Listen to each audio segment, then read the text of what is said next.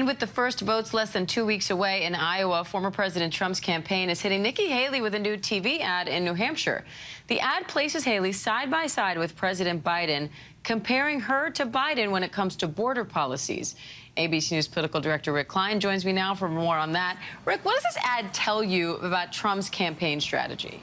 Well, this is the first real sign from the campaign directly that they're worried about Nikki Haley. For the most part, they have been focused on Ron DeSantis, and they've been trying to pick apart his record and attack him on air in campaign speeches. But this suggests that there's a bit of a different competitor in the mix, and it tracks with public and private polling to see that Nikki Haley is now potentially the closest rival to Donald Trump, particularly in New Hampshire. The location important here. Nikki Haley has put a lot more emphasis on the state of New Hampshire than she has Iowa. DeSantis is more the threat there. So it tells you that the Trump team is starting to engage with the resources that they have marshaled over many, many months.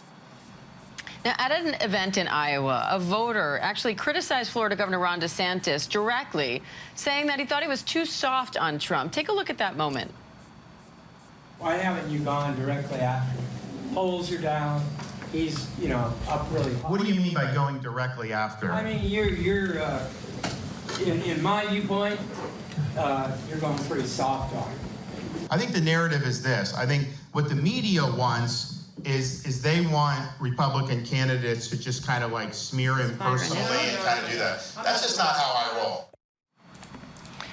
So is that strategy working for DeSantis, saying, sort of, I'm taking the high road, that's not how I roll, as he approaches these final days before the first votes are cast in Iowa?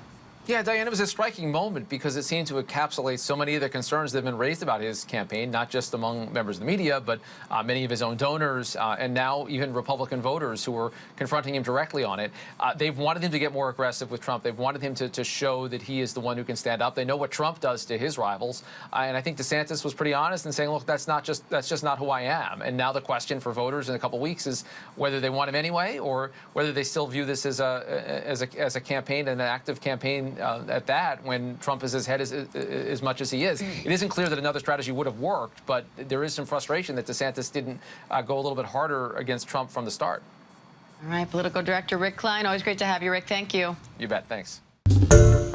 Hi, everyone. George Stephanopoulos here. Thanks for checking out the ABC News YouTube channel. If you'd like to get more videos, show highlights, and watch live event coverage, click on the right over here to subscribe to our channel. And don't forget to download the ABC News app for breaking news alerts. Thanks for watching.